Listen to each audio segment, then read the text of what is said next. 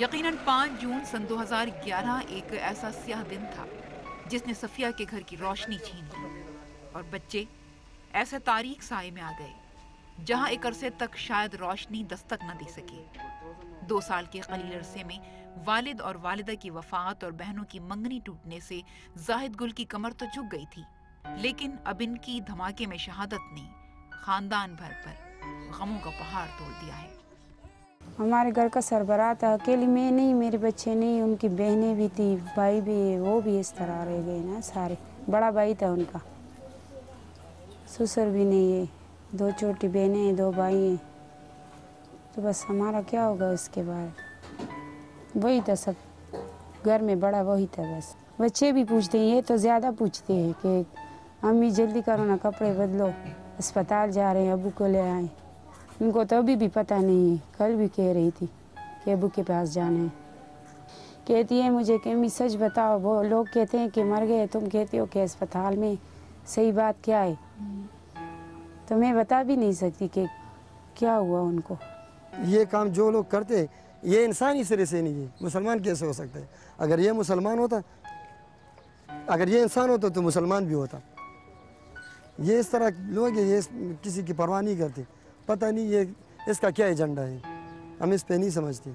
ہماری جو ایجنسیاں ہیں، جتنی بھی مطلب انٹیلیجنس ہے، ان کو یہ چاہیے کہ آپ کی ذمہ داری ہے، آپ ان کے لیے مطلب جو ان کا مطلب روکتھام کے لیے کچھ نہ کچھ کریں۔ ایسے آپ کتنے بیچار لوگوں کو ماریں گے، کتنے بچوں کو مطلب آپ یتیم کریں گے، کتنے عورتوں کو آپ مطلب بیوہ کریں گے؟ ایک نہ ایک تو آپ کو بھی مرنا ہے نا، آپ بھی تو انسان ہیں۔ میں دکھتا ہوں، آپ نہیں دکھتے، مجھے زخم آتے آپ کو زخم نہیں لگتا، میرے بچے آپ کے بچے نہیں ہیں، آپ کس واسطے یہ کرتے ہیں؟ اب ہمارے زخم صدیاں گزرنے کے بعد بھی نہیں بھر سکتے۔ ان کے بچوں کی آنکھوں میں جو سوالات اٹھتے ہیں، ہم میں سے کوئی بھی اس کا جواب نہیں دے سکتا۔ ہم کیا بتائیں کہ ان کے باپ کو کس نے کس جرم کی سزا دی ہے، اسے کیوں مارا گیا؟ وہ باپ تو اپنے بچوں کے مستقبل کے خواب دیکھ رہا تھا۔ اب چھوٹے چھوٹے بچے پل تو جائیں گے، مگر باپ کی محبت اور شفقت کے بغیر ان کی زندگی میں خلا آیا ہے جسے پر کرنا مشکل ہے، بلکہ ناممکن۔ کیا دہشت گردوں کو اس بات کی خبر ہے کہ ایک چراغ گل کرنے سے نہ صرف باہر بلکہ اندر بھی اندھیرا رہتا ہے؟ گھر کے ایک چراغ کے بجھ جانے سے یہ تاریکی، خوف، اندیشے، وسوسے اور عدم تحفظ کا وہ احساس جنم لیتا ہے کہ ہر آہٹ پر دل دھڑکتا محسوس ہوتا ہے۔ کیا ان ظالم ہاتھوں کو روکنے والا کوئی نہیں؟ ایک انسان کا موت جو ہے ساری انسانیت کا موت ہے، جو لوگ سمجھتے ہیں اس بات کو۔ اور یہ پتہ نہیں کہ یہ لوگ کون سے لوگ ہیں، کہاں سے آئے ہیں، کون ہے یہ دہشت گرد جنہوں نے یہاں پر آگ لگائی۔ سارے ملک میں یہ آگ لگا ہوا ہے، بلکہ سارے اسلامی ممالک میں، صرف پاکستان میں نہیں، افغانستان میں بھی یہ حالات چل رہے ہیں، عراق میں بھی چل رہے ہیں، ابھی جو لبنان وغیرہ ہے، عرب ممالک، یہاں پر بھی چل رہے ہیں۔ ایک جگہ بھی اس لوگوں نے نہیں چھوڑا ہے، مسجد کو نہیں چھوڑا ہے، مثلاً حجرہ، مسجد، گھر ہے، اور بہت سے جگہ اس کو بھی نہیں چھوڑے۔ مثلاً گورنمنٹ کی اپنی جگہ لے لے، پولیس اسٹیشن وغیرہ، عدالتیں اور سرکاری دفاتر ہے، کسی جگہ کو بھی اس نے نہیں چھوڑا ہے۔ دہشت گردوں نے ساری جگہ اس نے اپنی یہ گندگی پہ لایا ہے۔ یہ وہ کرتے ہیں جن کے پاس ایمان ہی نہیں ہے، دین ہی نہیں ہے، مسلمان نہیں کرتے ایسے۔ کیونکہ جب ایک جگہ یہ بلاسٹ ہوا ہے، کتنے لوگوں کو تکلیف ہوئی ہے جو سنتے ہیں، تو وہ تو مسلمان ہی ہے نا۔ جو کرتے ان کو یہ سوچ بھی نہیں ہے کہ ہم کیا کر رہے ہیں اور اس میں کتنے گھر اجڑیں گے، تو پھر مسلمان تو نہ ہوئے نا۔ بس کرے یہ تماشا بند کر دے اور گھر نہ اجاڑیں، جو ہو گیا وہ ہو گیا، اور باقی نہ کریں ایسا۔ ان کو کیا ہاتھ آتا ہے؟ اس کا کیا قصور تھا کہ ادھر سے وہ چل کے ادھر گیا؟ اس کو پتہ تھا کہ ایسا ہوگا۔ دہشت گردی کی وجہ سے ہزاروں افراد لقمہ اجل بن چکے ہیں۔ یہ تاریک راہوں میں مارے جانے والے ہزارہ سوالات اپنی آنکھوں میں چھوڑ گئے کہ آخر ہمارا قصور کیا تھا؟ نہیں معلوم یہ کون کر رہا ہے، کیوں کر رہا ہے۔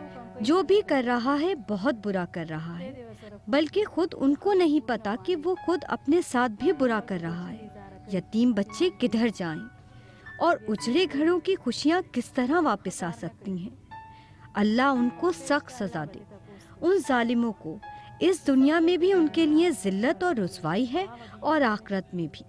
کبھی کبھی بس تھوڑا سا غصہ ہوتے تھے نا, زیادہ نہیں. وہ بھی ان کا بی پی ہائی ہوتا تھا, اس لیے وہ بھی تھوڑی دیر کے لیے, زیادہ نہیں, تقریباً 10 منٹ 20 منٹ تک. اس کے بعد خود ہی صحیح ہو جاتے تھے, وہ بات کرتے تھے ہمارے ساتھ. چمن ممن میں پھرتا تھا, نزدیک, بہت زیادہ دور نہیں جاتا, آپس نزدیک چکر, قصہ خانی بازار, کباڈی بازار, خیبر بازار, صدر. بس پہلے تو وہ دھماکے نہیں تھا نا, اب تو بہت حالات خراب ہو چکے ہیں. اپنے کام سے کام رکھتا تھا, کسی کے کام میں مطلب وہ ٹانگ نہیں لڑاتا تھا. بہت اچھا انسان تھا. بس جب بھی گزرتا تھا تو جتنے بھی لوگ بیٹھے ہوتے رہتے تھے اس کو مطلب سلام, پہلے سلام, السلام علیکم. وہ سب سے پوچھتا آپ کیسے ہو, ٹھیک ٹھاک. کسی کو چچا کے بلاتے تھے, کسی کو مطلب وہ ماموں کیسے ہو, پھر مجھے بھی کہتے تھے تم کیسے ہو. جب بھی ملتے تھے اچھی طریقے سے ملتے تھے. زندگی گزار رہے تھے عزت کی, اور چلے سروں پہ چھت تھی. کتنا کوئی کب تک دے گا کسی کو. اگر یہ کام بھی کرے گی, کسی کے گھر برتن مانجے گی, کتنا کمائے گی, کتنا کرے گی. ایک بات نہیں ہے, کھانا پینا, کپڑے, بیماری, ہر چیز میں سمجھتی ہوں کہ بہت مشکل ہے. وہ کہتے تھے کہ ان کو میں اپنے ساتھ ہی رکھوں گا نا, اپنے جیسا بناؤں گا ڈاکٹر. اور لیبا کے بارے میں کہتے کہ یہ بڑی تیز ہے تو ان کو وکیل بناؤں گی, یہ بہت تیز ہے, باتیں بہت زیادہ کرتی ہے. تو ہنستے تھے, ان کو بتا دی کہ میں تمہیں وکیل بناؤں گا. تتلی ہوں میں, تتلی ہوں, پھولوں سے میں نکلی ہوں, ٹھنڈا پانی پیتی ہوں, اوپر پنکھا چلتا ہے, نیچے منا سوتا ہے. منا کی ماں موٹی کھائے ڈبل روٹی, ڈبل روٹی پھر گئی منا کی ماں رس گئی.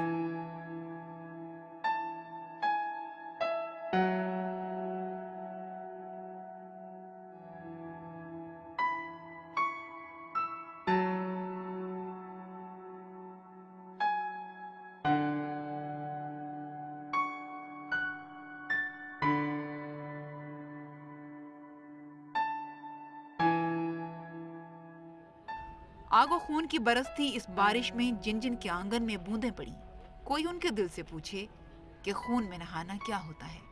معمولات زندگی کی انجام دہی کی غرض سے باہر نکلنا ہو اور پتہ نہ چلے کہ کس اندھی گولی کا نشانہ بننا ہوگا, یا کہیں کوئی اور زوردار دھماکہ یا آواز سنائی دے گی, اور آن کی آن میں کٹے ہوئے درخت کی طرح لوگ ایک دوسرے پر آن گریں گے. یہ ایک لمحہ فکریہ ہے. پہلے پڑھتی تھی بھی, دیکھتی بھی تھی, اتنا وہ نہیں ہوتا, دکھ تو ہو جاتا ہے, لیکن اب دیکھتی ہوں تو زیادہ دکھ ہوتا ہے. پتہ نہیں کس کے بچے اجڑ ہو گئے, بہنیں کس کی رو رہی ہوں گی, کس کی ماں. اب اس سے بھی زیادہ دکھ ہوتا ہے جب میں میرے گھر میں اپنے بچوں کو دیکھتی ہوں نا, اس لیے اب زیادہ دکھ ہوتا ہے. کوئی بھی نہ, ہمارا ابو بھی نہیں, امی بھی نہیں. ہم کہتے ہیں ہمارا اسرا ہے, ہمارا سب سے بڑا بھائی ہے. امی کو 11 سال ہو گئی اور ابو کے ابھی سال ہو گئی. اس کی جو 40 ہوتے وہ دونوں ہم دونوں کرتے, اس دن میں آتے ہیں. ایک عورت ہونے کے ناطے میں تو یہ سمجھتی ہوں کہ جن کا بھی سنتے ہیں تو بہت دکھ ہوتا ہے, بہت زیادہ. بیان کرنے سے مطلب باہر ہے. ان ماں پہ کیا بیتے گی, بہنوں پہ کیا, بیویوں پہ کیا, بچوں پہ کیا, یہ تو انہی پہ گزرتی, انہی کو پتہ ہے. یہ کیسی جنگ ہے جس میں نقصان صرف یک طرفہ ہو رہا ہے. امن کے گیت گانے والے پنچھی کہاں ہیں؟ روم جلتا رہا اور نیرو بانسری بجاتا رہا. ہمیں جاگنے اور متحد ہونے کی ضرورت ہے. دہشت گرد عناصر کا خاتمہ کرنے کی ضرورت ہے. اپنی سانسوں میں بارودی بولیے پروان چڑھتے بچوں کو یہ بتانے کی ضرورت ہے کہ گلاب کی خوشبو سے ذہن معطر ہوتے ہیں اور بارود کی بو تو صرف نفرتوں کو ہوا دیتی ہے. آقا علیہ الصلوۃ والسلام نے امت مسلمہ کے اندر ملیٹنسی کا راستہ روکنے کی بنیادی تعلیم دی. ملیٹنسی کو روکنے کی, مسلح جد و جہد کو روکنے کی, اسلحہ, طاقت, بندوق اور بارود اور گولہ اور بومز اور سوئسائیڈل بومنگ جیسے ان تمام اعمال کے راستے فور ایور بند کر دیے آقا علیہ السلام نے. اور پرامن جدوجہد کی تلقین کی، پرامن جدوجہد کی تلقین کی اور حدود متعین کی، کہاں تک کس درجے تک چلا جائے، حالات چلے جائیں تو خروج تب بھی نہیں کر سکتے، ریٹ آف دی گورنمنٹ کو چینج نہیں کر سکتے، اور کون سا بارڈر ہے اس کو اگر کراس کر دے حکومت یا حکمران تو پھر خروج لازم ہو جاتا ہے۔ حضور علیہ السلام نے ایک کلیئر میسج پوری امت مسلمہ کو قیامت تک کے لیے دیا ہے۔ آئیے ایسا سما باندھ لیں جس سے پیار و محبت اور امن و بھائی چارے کو فروغ ملے۔ ہم میں سے کوئی یہ نہیں چاہے گا کہ کل کوئی خاندان متاثرین میں شامل ہو کہ ادھورے جسموں اور ویران آنکھوں کے ساتھ زندہ درگور تو ہوا جا سکتا ہے، زندگی نہیں گزاری جا سکتی۔ جو لوگ ایسے کرتے ہیں ان کے نہ پاس سوچ ہے، نہ دماغ ہے، نہ وہ یہ کہتے ہیں کہ کس کے گھر اجڑ رہے ہیں، بچے یتیم ہو رہے ہیں، مائیں بیوہ ہو رہی ہیں۔ محفوظ نہیں ہے، اتنا بڑے بڑے گاڑی آتا ہے وہ اس پشاور میں، وہ بلاسٹ ہوتا ہے، وہ حکومت کوئی ایکشن نہیں لے سکتی۔ ڈیر زیادہ خبر داغ زمین یادی گی، ڈھیر ساری باتیں ان کی یاد آتی ہیں۔ بڑے بھائی ہونے کے ناطے ہمیں پیار بھی کرتے اور نصیحت بھی۔ کبھی کسی کے ساتھ برا نہ کیا، نہ لڑائی نہ جھگڑا، اپنے پرائے کا بہت خیال رکھتے تھے، سب کی بہت عزت کرتے تھے۔ ہم اپنے بھائی پر بھی زیادہ غمزدہ ہے، لیکن اس دھماکے میں جتنے اور لوگ بھی شہید ہوئے ہم اس پر بھی غمزدہ ہے، وہ بھی ہمارے بھائی تھے۔ اس نے آپ کا کیا بگاڑا تھا؟ جو حال ان کی بیوی بچوں پر اب گزر رہا ہے تو اس کا ہم دعویٰ نہ آپ کر سکتے نہ ہم کر سکتے، جو ان پر گزر رہا ہے وہ صرف ان کو پتہ ہوگا۔ ہم تو اس طرح باتیں کرتے، لیکن یہ باتیں اگر دل سے ہو تو تب انسان کو محسوس ہوتا ہے۔ بس ان کے اپنے بچے اس طرح ہوں پھر ان کو پتہ چلے گا، اپنے ساتھ اس طرح ہوگا تو پھر پتہ چلے گا۔ حکومتی مالی امداد تو وقتی طور پر شاید کسی کے لیے مرہم ثابت ہو، مگر انسانی جان کا متبادل کچھ نہیں۔ دنیا کی ہر قیمتی شے سے زیادہ قیمتی وہ انسان ہے جس کے دم سے دنیا کی نایاب چیزوں کی قیمتیں لگی ہیں۔ یہی وہ انسان ہے جس کے گرد رشتوں کے جال نے اسے مضبوط بنا رکھا ہے۔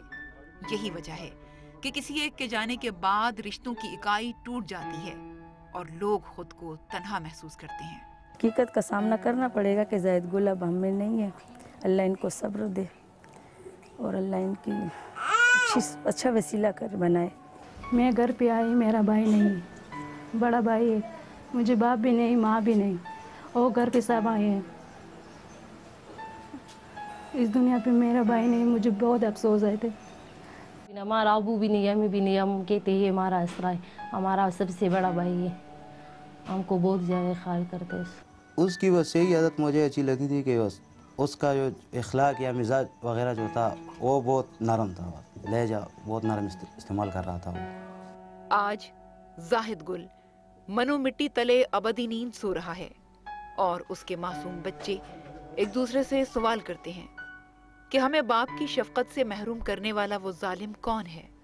بہت سی قبروں میں تازہ یہ قبر ایک مظلوم خاندان کی بے بسی و بے کسی کی داستان بیان کر رہی ہے۔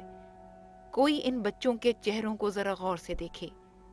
کیا یہ متاثرین اب ان زخموں کو، اس درد کو بھلا پائیں گے جو ان کی آنکھوں سے گزر کر ان کے دل میں پیوست ہو چکا ہے؟